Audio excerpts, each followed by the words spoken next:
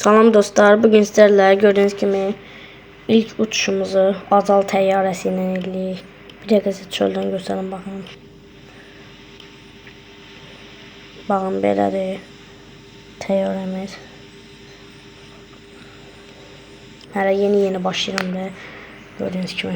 Bu da indi sərnişin yerindən baxsaq baxın belədir. Bu da sərnişinlərin oturduğu yerdə baxın. Burada məsələn biz indi Bakıdan Aktauya kadar gideceğiz. Bunlar da bizi görebilir ha.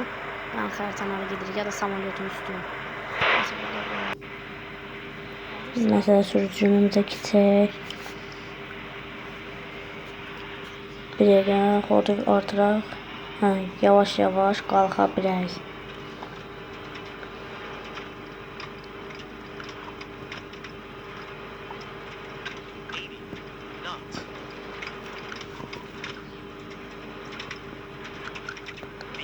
Qalxaq yavaşca. Qalxdıq. Все. Şimdi havaya kalktı. Yok biraz çok gittik. Böyle biraz indirek. Şimdi sesinden böyle görsen. Bu da sərnişin yerlərdir. Baxın. Sərnişin həm də qənət tərəflərini görməsi də belədir. Nəsə. Xəritəni qoyaq. Xəritəni düz Bakıdan Aktauya'ya kadar gedirik. Şimdi bakın kavamızda Xəzər dənizi var. Bir dəqiqə şöyle baxaq.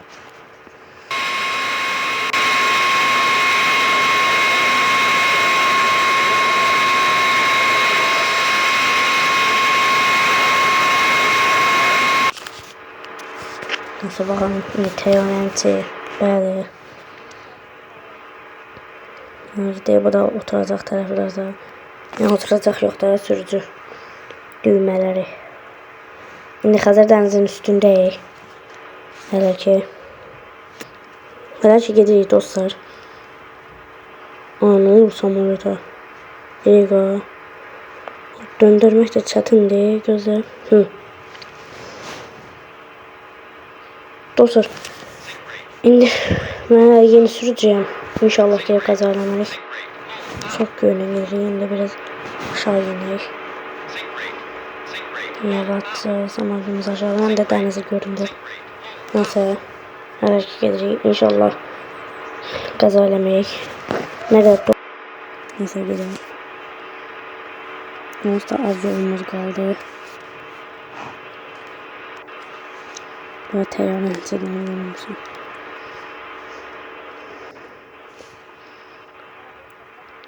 Maşallah.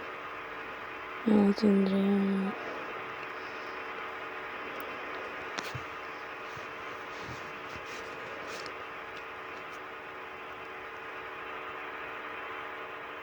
Biraz samolyotumuzu kaldıraq. Yavaşça düşdük. Bir dəqiqə qoy ışığı yandırayım. Işığını. Antibiyotik. Biraz altı bir koşarak. Siz de ona kim abone olsa like atmayı unutmayın. Ve bu yiyebilirim. Bu da. Geliyor.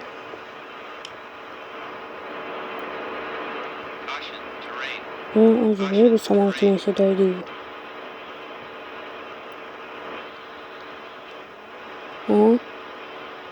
Az bir dakika. Göndermeyi de çatın değil mi? Gönder. Kaldır. Yok kazayla mesela. Düzelttim. Yok.